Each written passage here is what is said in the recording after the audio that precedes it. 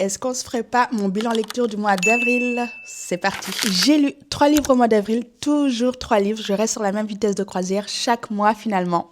2 coups de cœur et une très bonne lecture. Mon premier coup de cœur, Glen Afrique de Karine Jebel. Karine, mais quelle reine! Quelle reine! J'ai déjà sorti ma revue lecture, je vous laisse aller le voir. Mais si vous aimez les thrillers sombres, par pitié, allez le lire. Allez le lire. C'est le 2e livre que je lis de Karine et 2e gros coup de cœur. Mon 2e coup de cœur du mois d'avril, c'est Better Than the Movies de Lynn Penter et sincèrement un bonbon. C'est un bonbon ce livre. La plume de Lynn, elle est juste sublime.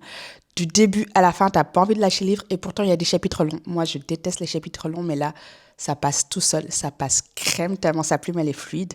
J'ai adoré. Une rom-com comme on aime. J'avoue qu'au début, j'avais un peu peur que ce soit un peu trop cucu, un peu trop gnangnan, mais en fait, c'est juste ce qu'il faut, juste parfait.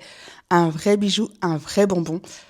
Le livre, il vaut carrément sa hype. Et ma 3e lecture du mois d'avril, c'est Une invitée particulière de Nell Lamar, recommandée quand même par la queen Freda McFadden, donc j'étais obligée de le lire.